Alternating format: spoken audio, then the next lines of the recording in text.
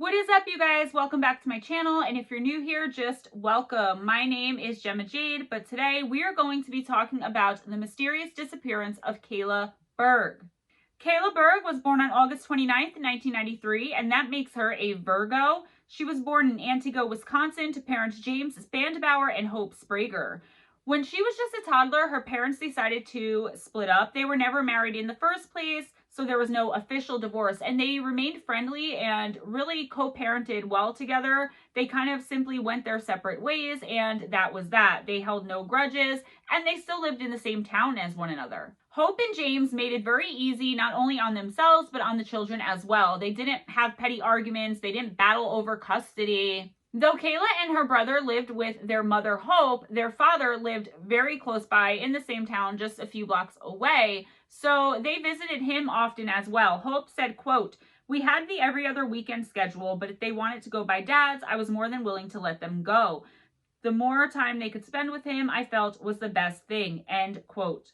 Unfortunately, James was diagnosed with cancer right around the time he and Hope separated, and because he could no longer care for himself, or he needed help caring for himself, he had to move in with his parents. So this is where Kayla and her brother would go and visit him at.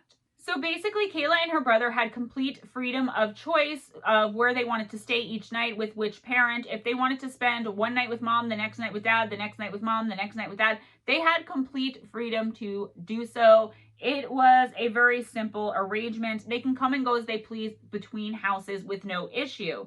Kayla was described as, quote, "bubbly and optimistic," end quote, by friends and family. She was energetic and down to earth. She was very sweet. She was just a typical, all around typical teenage girl. Now, I want to talk a little bit about Antigo, Wisconsin, the town which Kayla grew up in and was born in. And when I did this last time, I had people telling me that Antigo is in fact not a safe small town, that there is a lot of crime. So it may have changed since when Kayla was there. It may have been this way when Kayla was there. But to the best of my knowledge, by checking facts and documented sources, this is the information I came up with. If you know something different, please feel free to leave it in the comments. Antigo is only a little less than 7 square miles and has a population of less than 10,000, at least at the time when Kayla went missing. One of those sleepy rural towns where everyone knew everyone else and where everyone knew everyone else's business. It was seemingly a safe place to raise children. It had a lot of outdoor activities such as camping, hiking, fishing, etc.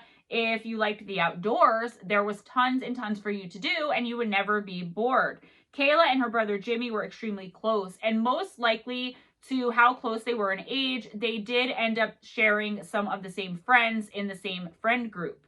Family and friends say that Kayla had a talent for controlling and contorting her body. She was always jumping, flipping, rolling, and loved to play on the trampoline. She eventually enrolled in gymnastics, and it very quickly became a huge part in her life. She had such a passion for it. She was so incredibly talented in gymnastics, and she did it throughout most of her life. She had a passion for it. She felt it was what she was meant to do. As far as academics, Kayla was said to be a good student. She achieved high grades in all of her classes. She was all around just kind of a good girl, but this all started to change in 2009 around Kayla's sophomore year of high school. Her mother, Hope, noticed that her grades had started dropping. She wasn't around much anymore, and she was spending more and more weekends with friends instead of at home with either her father and her mother, with her family. What Hope originally didn't know, though, was that while Kayla was spending more and more weekends away from her house with her friends, she wasn't spending them sleeping over at her friends' houses in Antigo. She and her friends were traveling to a much larger town about 60 miles away called Wausau, Wisconsin. Wausau was very much different than Antigo. It was much larger for one. It had a much larger population to match. Kayla and her friends were spending weekends here, traveling there on the weekends to party with new friends that they had met. In an interview, one of Kayla's close friends admitted that to 15-year-old girls, this was exciting and considered, quote, a big city, end quote, with much more opportunity for fun and freedom than in the sleepy little town of Antigo. Kayla's close friend Megan later stated that she was the one who introduced Kayla and her friends from Antigo to her Wausau friends. She was friends with people in Wausau, and she was like, hey, I can introduce my best friends in Antigo to my Wausau friends, and we can all hang out together. Kind of the best of both worlds. The girls would get rides from older friends to Wausau on the nights of the parties, and there was always tons of alcohol and drug use, mainly pot, but other hard drugs were available if you searched them out. Each girl would tell their parents that they were sleeping at the other girl's house, and the parents really didn't check. These girls were trustworthy girls. They were good girls up until this point, right? I'm not saying they weren't good girls, but they were being typical 14 and 15-year-old girls. The police had to be called frequently to these parties in Wausau, though, to break them up for underage drinking. Kayla and her friends once had to run and hide from the police out of one of these parties to try and not get caught for underage drinking. It was at one of these parties that Kayla met her first real boyfriend, a 19-year-old alleged drug dealer named Miguel Marrero. He and his brother shared the house in Wausau, the main house where most, if not all, of the parties were held. Eventually, Miguel started going to Antigo to pick Kayla and her friends up and bring them back to the party house where Kayla would spend the weekend. This house becomes very important in this case later on. It was located at 1017 East Wausau Avenue. Hope later stated that while she wasn't aware of anything having to do with Kayla's older boyfriend or her traveling to Wausau, she could very clearly see her daughter's behavior was changing. Not only were her grades slipping, but her attitude in general was very different. And Hope decided that it was time to sit her daughter down and have a talk with her about whatever it was that was going on in her life, but also what was expected of her from both her parents, as it seemed Kayla had gotten a bit off track at that point. In June of 2009, when Kayla's sophomore year had ended, this is when Hope sat her down for this talk. The conversation ended with Kayla promising to do better and saying she would start working much harder. It was also during this conversation that Hope told Kayla that she was having a hard time making ends meet and keeping and finding work there in Antigo, and was moving to Texas to stay with her sister, Kayla's aunt. Hope said that she thought there'd be more job opportunities out there for her and she wouldn't have to struggle so much. Kayla was seemingly devastated and did not take this news well, but Hope made it very clear that Kayla did not have to leave Antigo and move to Texas with her, that Kayla was more than welcome to stay with her father at her grandparents' house. Kayla chose to go with her mom Hope to Texas to start fresh. Hope later stated, quote, I wasn't going to make her go. It was entirely up to her if she wanted to stay by her dad. I didn't want to pull her away from everything, end quote. Kayla's brother Jimmy, who had graduated that year, decided he was going to stay and move in with some friends there in Antigo. To make a long story short, Texas did not work out. There were no more jobs there than there were back in Antigo, and more importantly, when going to register Kayla for high school, Hope and Kayla found out there was no gymnastics team, and this absolutely crushed Kayla. Remember, gymnastics was her passion. It was her pride. It was something she absolutely loved to do. It was a part of her. Despite initially having a positive outlook and trying to put on a brave face, each for the other one, Kayla and Hope from the very beginning of this journey were homesick for Antigo. Even though they were warmly welcomed and made to feel comfortable by Hope's family there in Texas, neither of the two were ever really able to relax there. In July of that year, they were also notified that Kayla's father, James, had taken a turn for the worse with his cancer diagnosis. They were only in Texas for a little less than 2 months when they headed back to Antigo. On Sunday, August 2nd, 2009, mother and daughter arrived back in Antigo. Kayla's happiness and excitement were palpable. According to Hope, Kayla, quote, just couldn't wait, end quote, to see all of her friends again, to see her father and her grandparents and her brother, her family. Because she had given up her apartment thinking she was going to be permanently moving to Texas, Hope was going to be kind of couch crashing, couch cruising, staying at friends' houses. So Kayla was sent to stay with her dad. Because Kayla stayed out at friends' houses most of the time anyway, this really wasn't a big deal to her. Hope was going to quickly get a new apartment for Kayla to move back in, so it was only going to be a temporary thing where Kayla would be staying with her father at her grandparents technically, but mostly at her friends' houses like she always had anyways.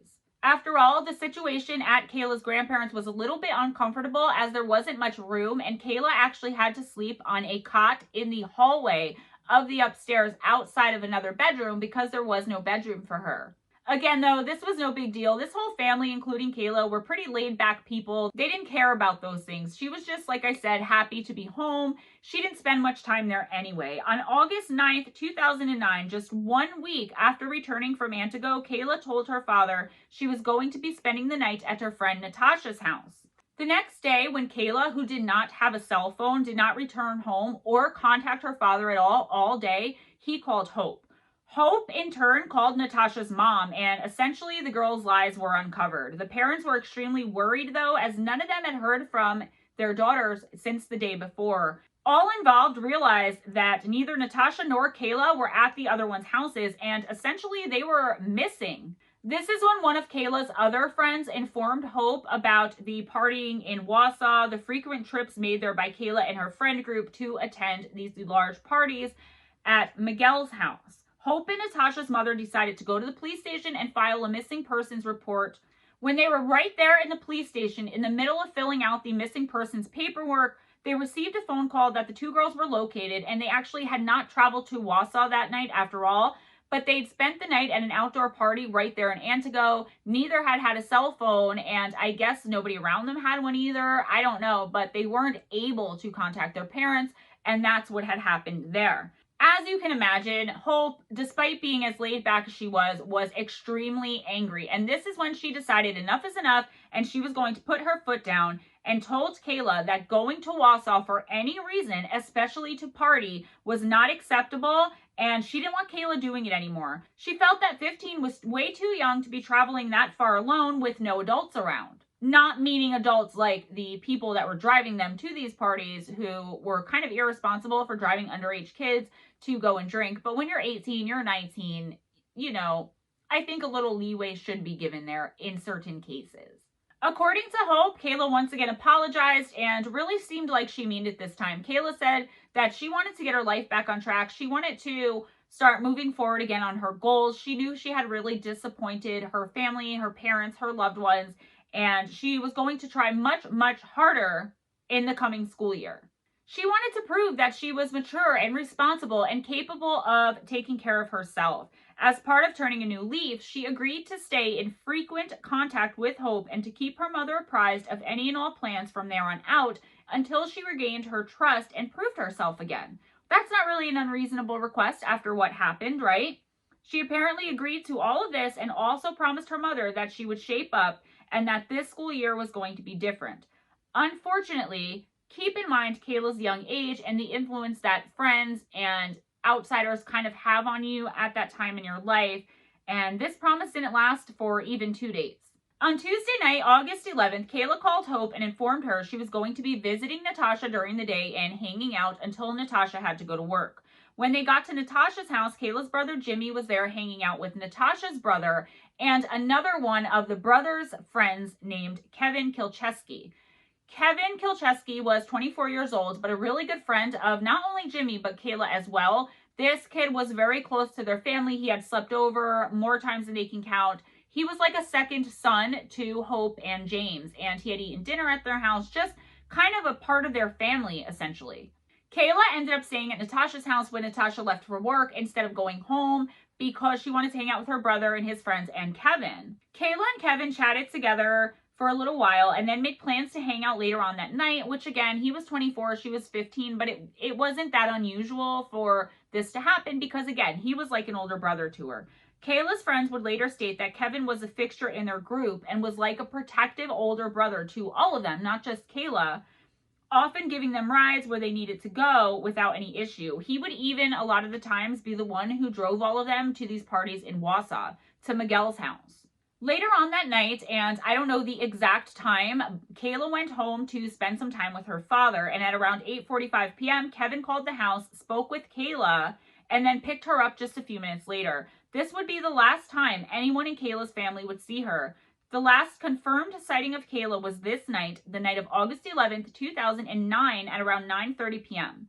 Kayla's friend Beth, who worked at the local McDonald's, said Kayla came into the restaurant while Kevin waited in the car and that Kayla was her usual happy-go-lucky self. She was in great spirits. She later revealed to investigators that Kayla had told her the plan for the night was for her and Kevin to just drive around the backcountry roads and smoke marijuana. Kayla told Beth she would call her when she got off work that night, meaning when Beth got off work. But unfortunately, Beth never received that call. No one ever received another call from Kayla Berg. The next day, on Wednesday, August 12th, 2009, James woke up to find that Kayla had never come home the previous night. Normally, this would have been no issue, but due to the current events of, Kayla going missing, going to parties she wasn't supposed to be, the promises that she had made to her parents to keep in frequent contact and let them know where she was and where she was going to be at all times, James was pretty upset. Knowing that Kevin had picked Kayla up the night before, James decided to call Kevin. Kevin told James that after hanging out for a while, he dropped Kayla off at another friend's house late the night before. James was pretty annoyed at this point, again, because of the recent events and promises made, but he definitely wasn't seeing any cause for any kind of concern at this point. He just figured he was going to have another talk with Kayla, maybe ground her, I don't know. He was kind of more pissed than he was worried at this point. He assumed that he would talk to her when he heard from her again, either by phone or when she got home that night.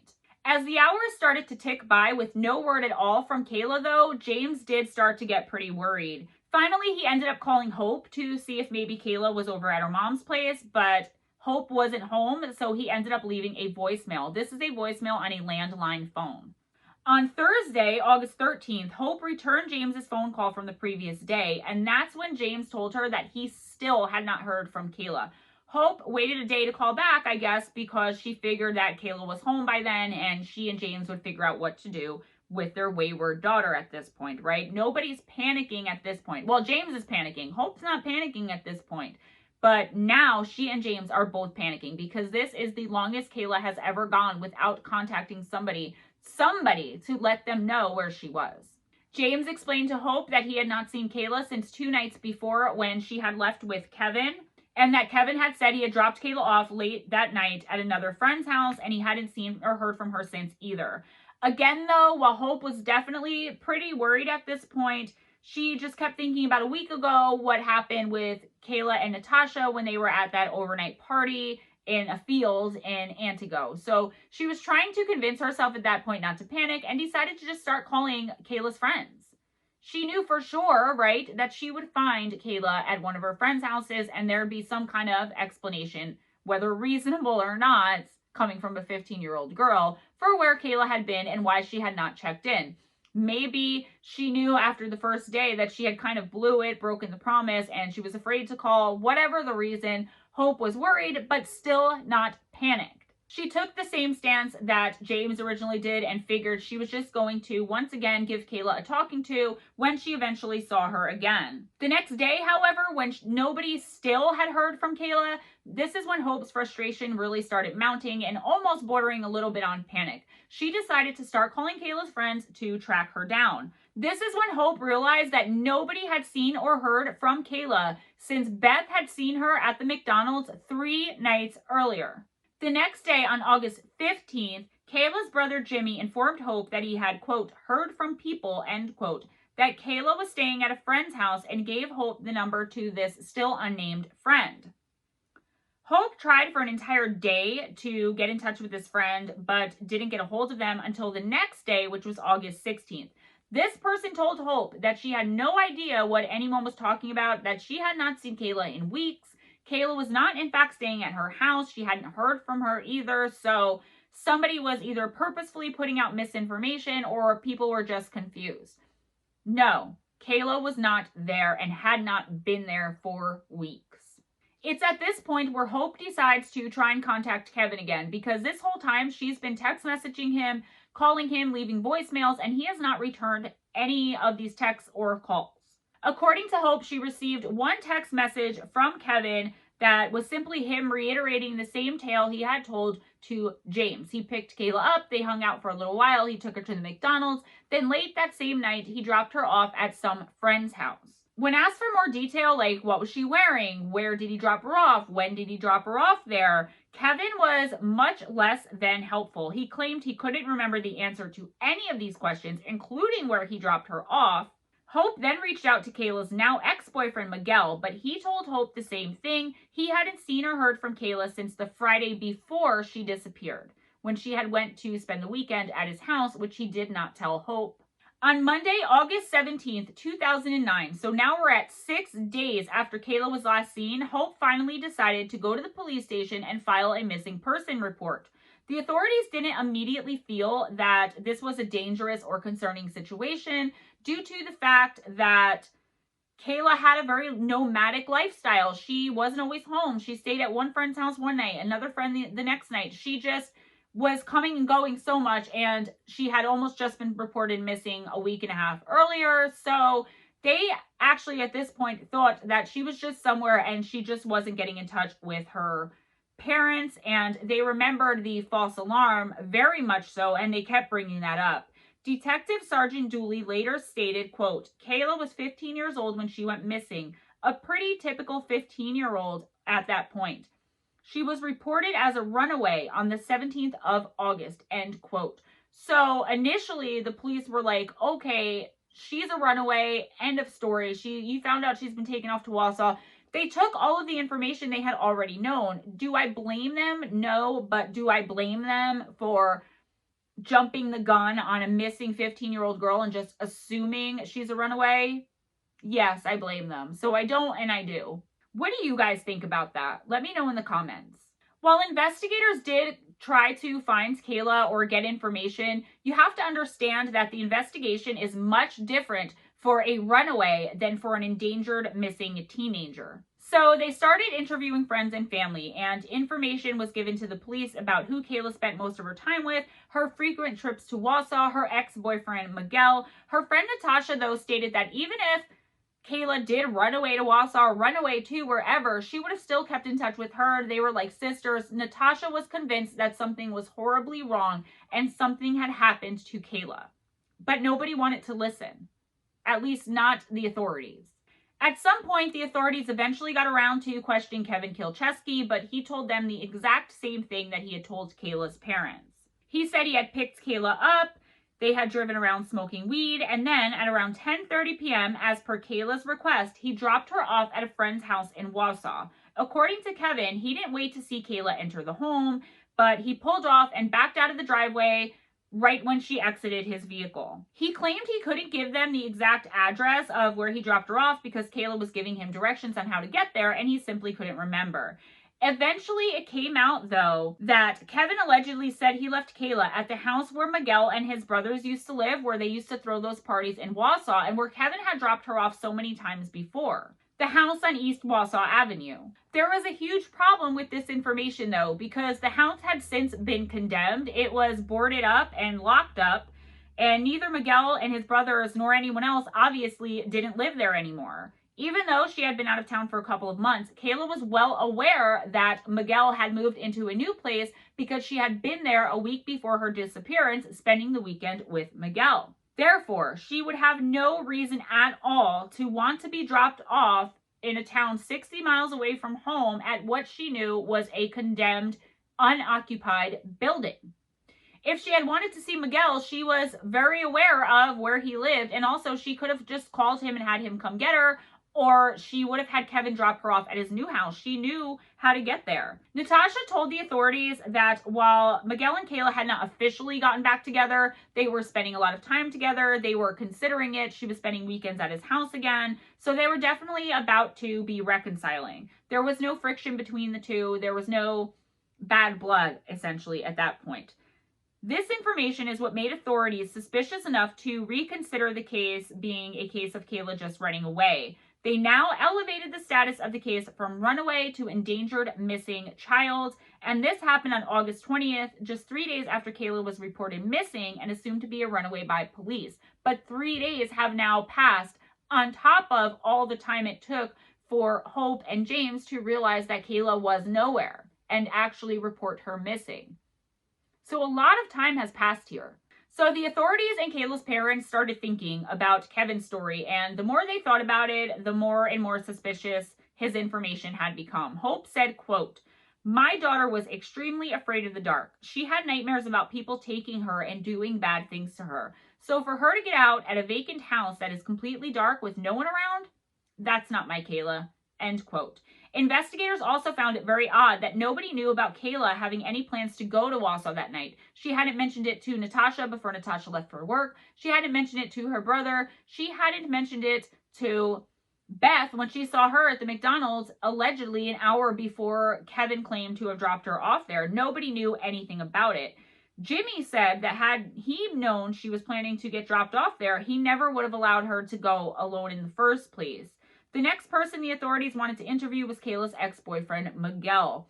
They asked the Wausau police to go and make contact with him and to check his house to make sure that Kayla wasn't there and to check out his story about not seeing her since the weekend before. The Wausau police went to Miguel's house and they searched it with his permission. They found no evidence at all that Kayla was there or that she had been there at all. He again told the investigators he had not seen or heard from Kayla since a week before she went missing. He had thrown a party and Kayla had stayed not only the night but the weekend. The police in Wausau then decided to go back and check on Miguel's previous residence to see if there was any evidence that Kayla had been or was staying there for whatever reason. But upon checking the house, it was locked up, bolted up, boarded up, nice and tight, and there was no sign of anyone entering the building. So at this point, the local media finally picks up on this story and starts covering Kayla's disappearance. Her friends and family started getting together and putting up missing person flyers. Tips poured in, but none of the tips ever came to anything.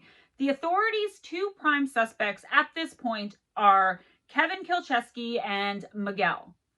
But they didn't have enough to really do anything but a cursory investigation into each one of these men. There were quite a few reported sightings of Kayla all over the country and even close to Antigo, but none of them were ever able to be confirmed, so none of them ended up being her. Hope reviewed all footage, pictures, video surveillance of these girls that were said to have been Kayla, and she did not confirm that any of them were her daughter. Eventually, with nowhere else to turn and leads and tips running dry, the investigators turned their sights back on Miguel and Kevin, respectively. They went back and more thoroughly searched the abandoned house Miguel had previously lived in and where Kevin had said he had dropped Kayla off the last night anyone ever saw her alive. They found no evidence at all in, near, or around the home that Kayla or anyone else had ever been there. It had been condemned and boarded up, and there was no piece of the boards or locks broken. Nothing was missing. The place was not broken into at all. They searched the surrounding woods with dogs and the small lake in the woods with divers, and nothing ever turned up. At this point, the investigators really began to pick apart and look closer into Kevin Kilcheski's account and his timeline, as he is the last person known to see her alive. Investigators eventually figured out that from where Kevin lived with his parents, it was about a 1-hour drive to where the abandoned house he allegedly dropped Kayla off at in Wausau was located. He had continuously stated that he had dropped Kayla off at around 10:30 p.m. that night. Kevin's mother was the only person who was able to alibi Kevin for after 10:30 that night, with her stating that she had seen him in the home at around midnight. This only left a half hour between dropping Kayla off and arriving at his house. It was at this point that Kevin's family hired him a lawyer and he stopped communicating with the authorities completely. He refused to cooperate any longer in any capacity with the investigation. They even managed to arrest him in late October of 2009 for child endangerment because he was smoking pot, which was at the time illegal, with a minor, meaning Kayla. Eventually, though, those charges would be dropped and nothing more about Kayla's disappearance would ever be learned. Not from Kevin. It seems authorities had only charged Kevin with these charges because they thought they could gain access to Kevin and maybe try to deal with him in some way to get him to come out with more information about what really happened the last time he saw Kayla, since his attorney had cut off all contact and refused to let them speak to him. But it didn't work. Something that did come out of the arrest of Kevin Kilcheski, though, was this. The police were finally able to do a forensic search of his pickup truck. They were doing the exact same forensic examination on Miguel's car as well, both at the same time, just trying to get more forensic information to figure out what happened.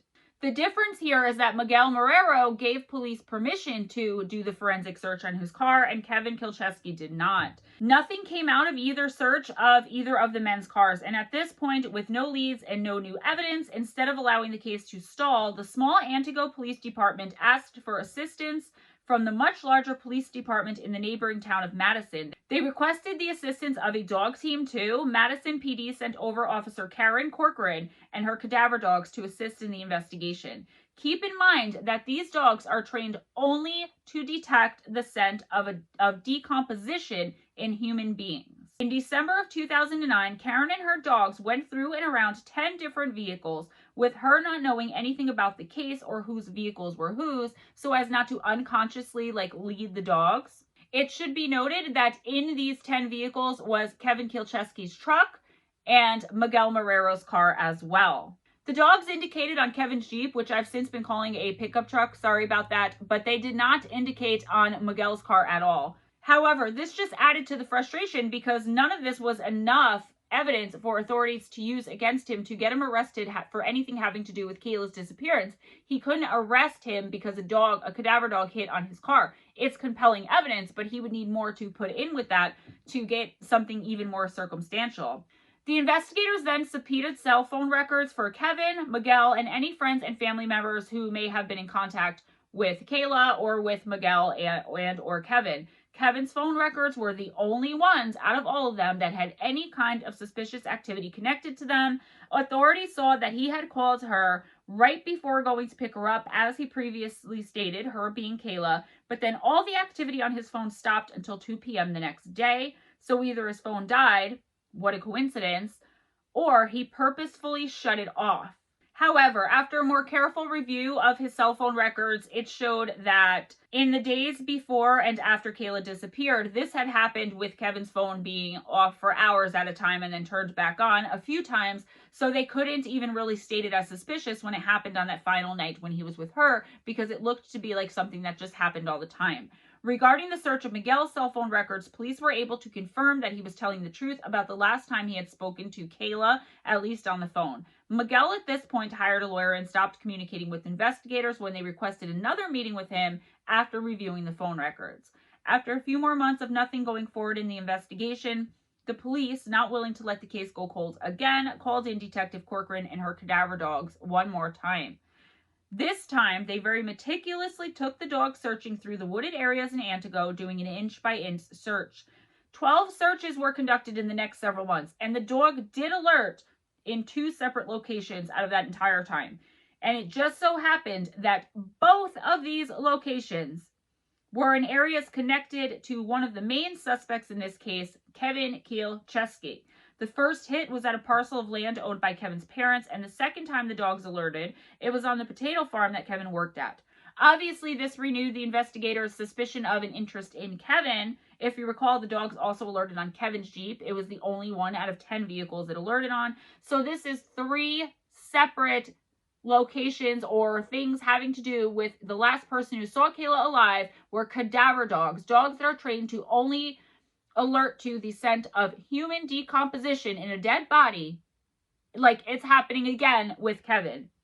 But there's still nothing the investigators can do. Unfortunately, the dogs alerting in these areas connected to one of their main persons of interest was not enough for any kind of grand jury meeting, any kind of indictment. They were not able to move forward in the case against Kevin or anyone else, and none of this helped in any way in locating Kayla or her remains. Here's where the case starts just growing cold, and in 2011, Kayla's father died of cancer, never knowing what happened to his only daughter. I feel that he does know, though. He's more than likely with her. Years later, in an effort to get the case moving forward again, the Antigo Police Department called in the FBI and the National Center for Missing and Exploited Children, or NCMEC. The FBI posted a $20,000 reward for information leading to the arrest and conviction of whoever was responsible for Kayla's disappearance. NCMEC produced and distributed age-progressed photos of Kayla showing how she would look 2 years later, and they continued and went until she was 22 years old, each year or 2 coming out with a new photo. The authorities investigated a few other leads, including human trafficking, but nothing ever came out of any of them. Obviously, with nothing new ever coming out to this very day and no progress ever being made in Kayla's case, speculation, as it does, runs rampant. But nothing with any factual or evidentiary value has ever been found. There are still sightings to this day. However, all of them have been investigated by Hope Sprague, Kayla's mom herself, and none of them turned out, obviously, to be Kayla. And let's discuss theories. Could Kayla have actually asked Kevin to drop her off at the abandoned house in Wausau after all? Was she involved in some kind of secret or intimate relationship with someone from there other than Miguel that no one knew about, and this was just a place where they would both know to go meet? Could this person have done something to her? This person. Keeping in with the line that maybe Kevin was telling the truth. Let's just say, just for this theory, that Kevin was telling the truth and he did drop her off at that house. Could it be that she was going off to meet someone there and was attacked and harmed by someone who was squatting in the abandoned house? Kayla's friends and family feel that this is highly unlikely, since when the police investigated the house and surrounding areas on more than one occasion, they never found any evidence of a crime in, near, or around the building or the property, and they also found that nobody had even been in there. Remember, divers even went into the surrounding lakes. So the second theory people seem to believe is that for whatever reason, Kayla had planned, again in secret, to meet Miguel at his old house for whatever reason. They support this theory with the fact that right before Miguel stopped cooperating with investigators, they had discovered and reviewed records for an old cell phone of his and saw that there were 2 missed calls placed to a cell phone the night Kayla disappeared, both after midnight, and that Miguel had traveled to a couple hours away. Now try and stay with me. People who believe in and support this theory claim that Miguel may have convinced Kayla to meet him and drove her somewhere where he either hurt her or sold her into sex trafficking. And all the while doing this, he was using a second burner phone instead of the one he had originally allowed the police to go through, kind of hiding this one. But however, if you remember, the police did look into a sex trafficking element, and I'm pretty sure this was it, and nothing ever came of it. This brings us to our third and final theory I'm going to talk about in this video, and that is the obvious one, Kevin Kielczewski. With him being the last person she was ever seen with, his refusal to cooperate, his shadiness with giving details and recounting the last night with Kayla, and 3 cadaver dog hits make him the most likely and most probable suspect in the minds of most people. I wholeheartedly believe Kevin is getting away with murder today, and I believe that murder is the murder of Kayla Berg, but that is just my opinion. He has not been arrested or charged with anything. The last reported information involving this case was in October of 2019, when authorities conducted another search near a national forest area in close proximity to where Kayla was last seen, but to no avail. According to investigators, leads come in from time to time, and every single one is followed up and diligently followed through until the end, but there's never any new information that comes from them. This is still considered an open and active investigation by authorities to this day in April of 2021. Guys, that's all I have for you. As you know, this was a reboot. It was actually my second most watched video on my channel, but again, I didn't like the angle. I wanted to redo it. So if you notice, kind of halfway through, my hair changed. I tried to be as on point with last week as possible, but I started filming this last week, and when I put it into the editor, half of it was gone. So I wore the same shirt. I did the best I can with continuity, but it was only a split second, so it shouldn't matter much. Please be sure and give this video a big thumbs up, subscribe if you haven't already, and share the love. I love you guys so much, and I appreciate all of you. Check out the description box for links on how to financially support the channel and others. Yes, my PayPal and Patreon links are in the description box. Please consider giving to the channel. If you cannot, and even if you can, that's fine, because you can go ahead also and support us by clicking on the other links, subscribing to the channels. We'll have Dezombified's channel, me and Steve Stockton, every Wednesday night, 8 to 9 p.m. Eastern time on Real Evil, our series that we do on that channel. Every Friday night from 7 to 8 p.m., Steve and I do Campfire Tales, where we usually are interviewing someone from the paranormal community, so you can check that out. I'll put one in there. And every Sunday night from 7 p.m. to 8 p.m. Eastern Time, Steve and I do Fireside Chat. It's a blast. If you don't know what it is, come on in and check us out on Sundays, or go into my playlist, live streams, and podcasts. I have a couple in there. Guys, thank you so much for supporting me. Again, thank you so much to my patrons. Be kind to each other. It doesn't cost anything and can gain you so much and make you feel so good. And have your best day, have your best night, wherever you are, whatever you're doing. I love you guys so much, and I will see you next time. Mwah. Bye-bye.